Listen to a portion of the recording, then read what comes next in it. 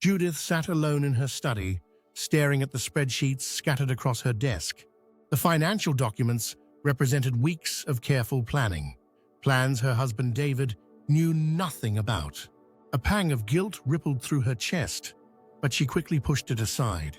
This wasn't how she had imagined her marriage would turn out. But then again, she hadn't anticipated the slow, gradual erosion of trust that had brought her to this point. It had begun 3 months earlier.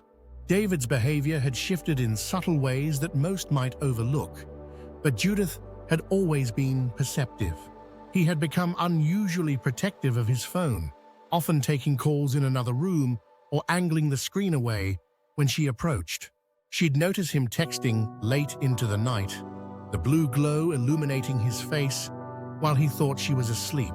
When she casually inquired about who he was messaging, his answers were vague, dismissive, just work stuff, or nothing important. The warmth that had once characterized their relationship began to cool. Conversations that used to flow effortlessly now felt stilted and awkward. David seemed perpetually distracted, often lost in thought during dinner, offering only perfunctory responses to her questions. The affectionate gestures that had been the cornerstone of their relationship, the spontaneous hugs, holding hands while walking, the playful teasing, had all but disappeared. It felt as though they were two strangers sharing a space rather than a couple bound by love and commitment. Something isn't right, Judith whispered to herself, organizing the financial documents into a neat folder. She glanced at her watch. David would be home in an hour. That gave her enough time to finish her preparations and return these papers to their hiding place in the back of her closet.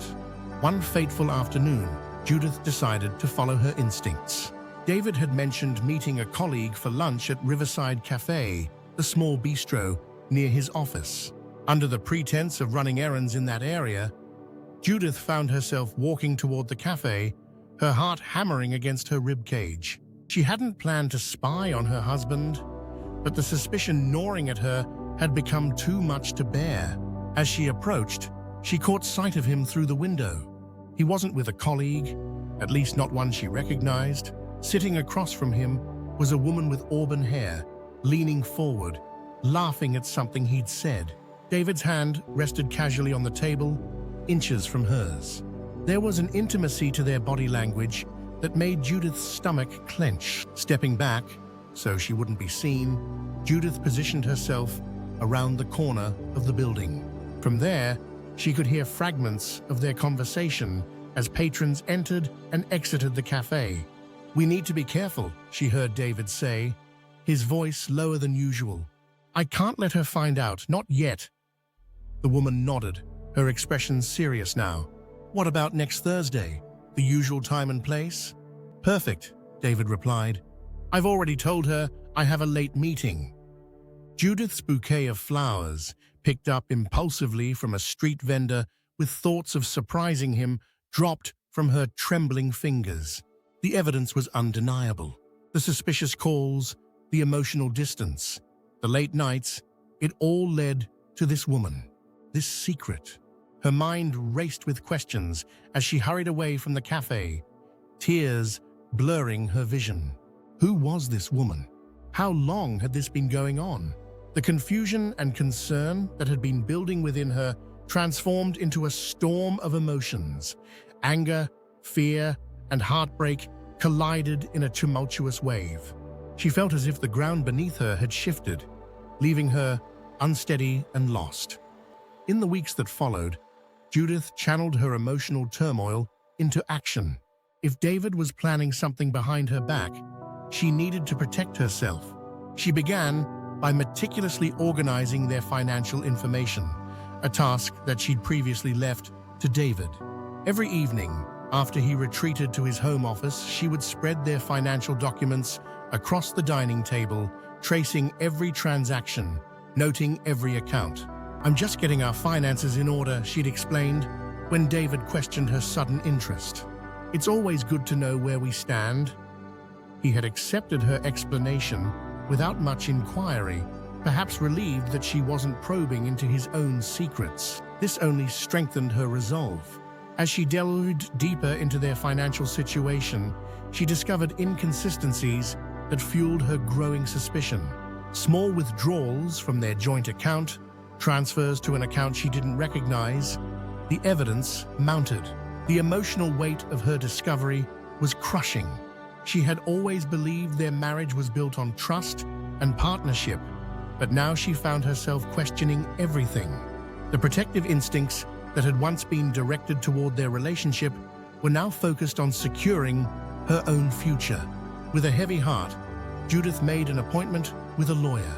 The act felt like a betrayal, but she needed to understand her options. She couldn't remain passive while uncertainty loomed over their relationship. "I need to know how to protect my assets in case of a divorce," she explained to the lawyer, her voice steady despite the turmoil inside her. "I believe my husband may be having an affair and planning to leave me." The lawyer's expression remained professional as he outlined various strategies for protecting her financial interests. He emphasized the importance of documenting all assets and understanding the legal ramifications of their shared finances. Judith listened intently, absorbing every detail while battling a whirlwind of emotions. She felt a profound sense of loss, mourning the relationship she once cherished, and grappling with the fear of what a divorce could mean for her future. As she left the lawyer's office, the weight of her decision settled heavily on her shoulders. She felt a mix of anxiety and determination, knowing that she had to take proactive steps to secure her financial future. The first action she took was to meticulously document all their assets, from bank accounts to property and investments. She created a detailed inventory, ensuring that she had a clear understanding of what was at stake. Next, she began to separate some of her finances from their joint accounts. She opened a new bank account in her name only, transferring a portion of her savings to ensure that she had access to funds that were solely hers. This step felt like a necessary precaution, but it also filled her with a sense of guilt. She couldn't shake the feeling that she was betraying David by taking such measures, yet she understood that protecting herself was essential in the face of uncertainty. In addition to securing her finances, she also began to gather evidence of David's secretive behavior. She kept a journal documenting the changes she had observed, noting the suspicious phone calls and meetings. This documentation served as a way to clarify her thoughts and feelings, providing her with a sense of control amidst the chaos. The moment had arrived. Judith sat at their dining table, her hands folded neatly in front of her. She had rehearsed this conversation countless times, yet now that the moment was here, her carefully prepared words seemed to evaporate. David entered the room, his expression shifting from casual to concerned as he registered the seriousness in her demeanor. "We need to talk about our future," Judith said, her voice steadier than she felt. "I've been thinking about this for some time, and I've decided I want a divorce." The words hung in the air between them. She watched as shock registered on David's face, quickly followed by confusion. "A divorce? Judith, where is this coming from?" he asked, his voice rising slightly. "I thought we were happy. I mean, yes, things have been a bit distant lately, but a divorce? I don't feel appreciated anymore," she continued, her gaze unwavering despite the pain in her chest. "We've been drifting apart for a long time, David. I need to find out who I am outside of being your wife."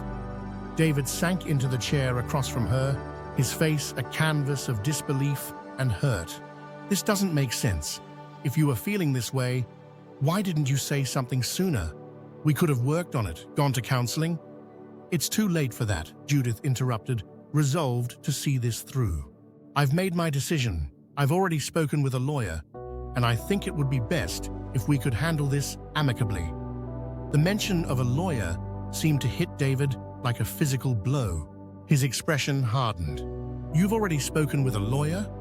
How long have you been planning this?" "Long enough," she replied, unwilling to reveal the full extent of her preparations. I want this to be as smooth as possible, David, for both our sakes."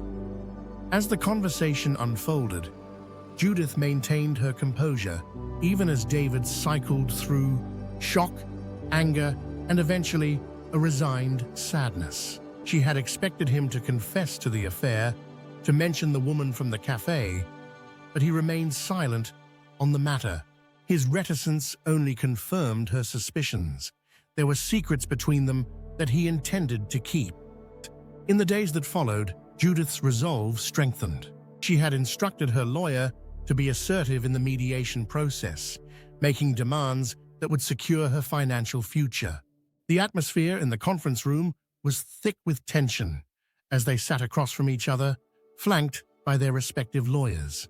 The mediator, a calm and experienced professional, attempted to create an environment conducive to open dialogue, but the underlying animosity was palpable. Judith's lawyer opened the session with a series of firm demands, outlining her expectations for a fair settlement. She watched as David's face registered shock and then anger at the financial terms being proposed. It was clear from his reaction that he hadn't anticipated her level of preparedness. His lawyer countered with their own proposals, and the negotiation began in earnest. Throughout the mediation, Judith maintained her composure, even as emotions ran high. She could see the pain in David's eyes, mirroring her own, and for a moment, she wondered if there might have been another path they could have taken. But then she remembered the woman at the cafe, the secretive phone calls, the emotional distance that had grown between them, and her resolve hardened once more. The mediation process was grueling, stretching over several sessions. Each demand and counteroffer felt like another nail in the coffin of their relationship. Despite the professional setting, the emotional undercurrents were impossible to ignore. Judith found herself reliving the happier moments of their marriage, memories that now seemed to belong to different people entirely. As the final mediation session drew to a close, with a tentative agreement on the terms of their divorce, the weight of what they had lost settled heavily on Judith's shoulders. The legal battle had taken an emotional toll on both of them, leaving them drained and distant. Back home, in the sanctuary of her bedroom, now hers alone, as David had moved into the guest room, Judith finally allowed herself to break down. The tears she had held back during the mediation flowed freely as she sat on the edge of the bed, her body shaking with sobs. The carefully constructed facade she had maintained throughout the legal proceedings crumbled in the privacy of her room.